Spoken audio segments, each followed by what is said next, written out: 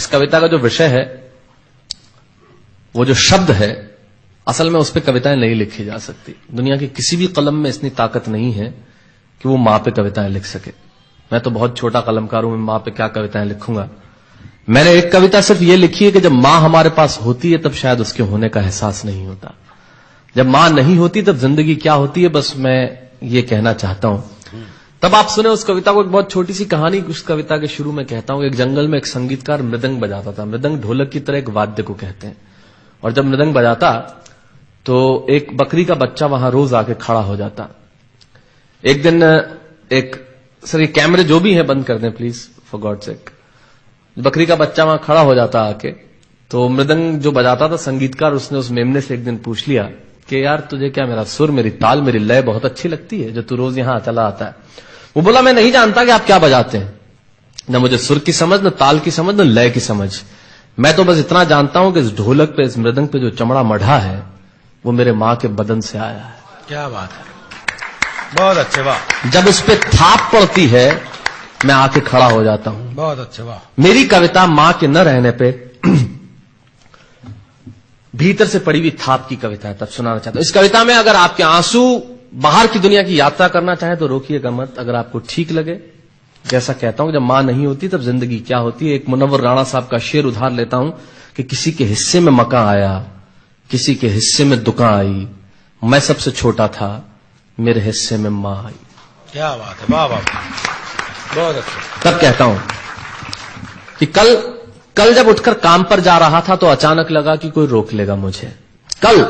कल जब उठकर काम पर जा रहा था तो अचानक लगा कि कोई रोक लेगा मुझे और कहेगा खड़ा खड़ा दूध मत पी, हजम नहीं होगा। मुझे लगा कोई कहेगा खड़ा खड़ा दूध मत पी, हजम नहीं होगा। 2 घड़ी सांस ले ले, अरे इतनी ठंड और कोट भूल गया, इसे भी अपने पास ले ले। मन में सोचा मां रसोई से बोली होंगी जिसके हाथों में सना आटा होगा। अगली पंक्ति के खालीपन से जुड़े तो मुझे बताएं। मन में सोचा मां रसोई से बोली होंगी जिसके हाथों में सना आटा होगा, और पलट के देखा तो क्या मालूम था कि वहां सिर्फ सन्नाटा होगा। पलट के देखा तो क्या मालूम था कि वहां सिर्फ सन्नाटा होगा। अरे अब हवाएं ही तो बात करती हैं मुझसे। जब कोई नहीं होता तब अंतरिक्ष बात करता है, निर्वात बात करता है, वैक्यूम बात करता है। तब कहता हूं अरे अब हवाएं ही तो बात करती है मुझसे।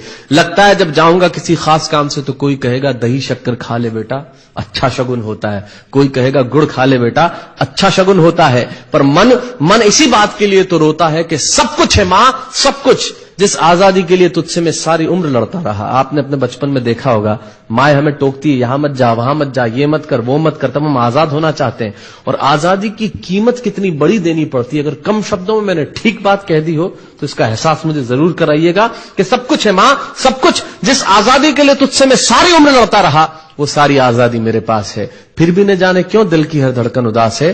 कहता था ना तुझसे मैं वही करूंगा जो मेरे जी में आएगा, और आज मैं वही सब कुछ करता हूं जो मेरे जी में आता है।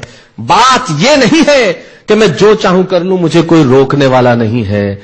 बात है तो इतनी सी कि सुबह देर से उठूं ना तो कोई टोकने वाला नहीं है। बहुत अच्छे, वाह वाह, बहुत अच्छे, वाह वाह वाह वाह। बात है तो इतनी सी कि सुबह देर से उठूं ना तो कोई टोकने वाला नहीं है।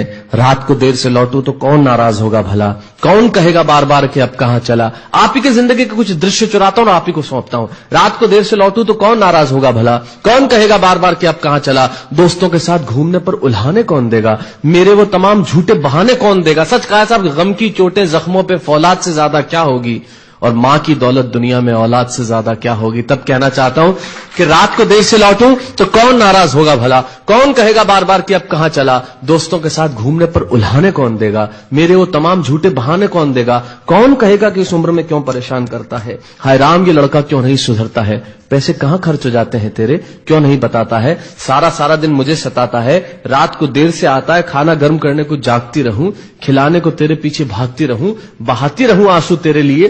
कभी कुछ सोचा है मेरे लिए। खैर मेरा तो क्या होना है और क्या हुआ है, इस बुढ़िया का तो क्या होना है और क्या हुआ है। तू खुश रह लेना यही दुआ है, और आज तमाम खुशियां ही खुशियां।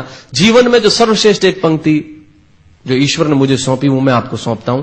कहीं कोई कविता नहीं है, एक बहुत सामान्य सी बात जो बहुत सामान्य ढंग से मैं कह रहा हूं, लेकिन गेट सेट गो जो मैंने किताब लिखी, शायद हिंदुस्तान के पिछले 3 सालों में सबसे ज्यादा बिकने वाली किताब वो रही, 14 भाषाओं में उसका अनुवाद हुआ।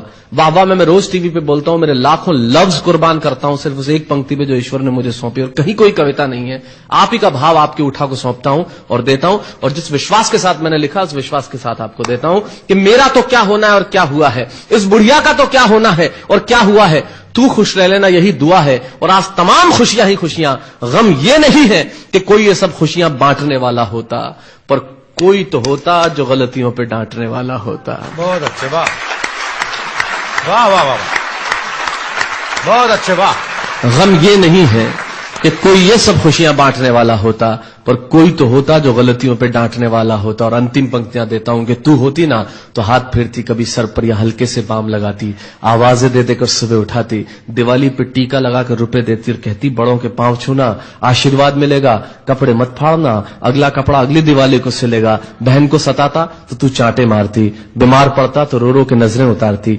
परीक्षा से आते ही खाना खिलाती, पिता की डांट का डर दिखाती, फिर पिता की डांट से तू ही बचाती, इसे नौकरी मिल जाए, ये तरक्की करे, दुआओं में हाथ उठाती, और तरक्की के लिए वतन छोड़ देगा, ये सुन के दरवाजे के पीछे चुपके चुपके आंसू बहाती। सब कुछ है मां, सब कुछ, आज तरक्की की हर रेखा तेरे बेटों को छू के जाती है, पर मां हमें तेरी बहुत याद आती है। बहुत अच्छा।